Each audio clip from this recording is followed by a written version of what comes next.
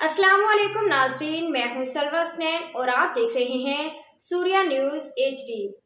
आइए नजर डालते हैं आज की अहम खबरों पर।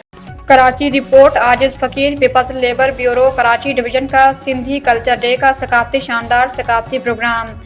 कराची म्यूनसिपल कॉरपोरेशन के सदादार पर मुनाकिद हुआ programme peoples labour unity of KMC के मेहनत कशों के इश्तराक से मुनाकिद हुआ। प्रोग्राम के मेहमान खसूसी deputy mayor Salman Murad, peoples party labour bureau Sindh के सदर हबीबुद्दीन जुनैदी और PP के कराची के जनरल सेक्रेटरी रऊफ अहमद नागौरी, सदर डिस्ट्रिक्ट साउथ जावेद नागौरी थे।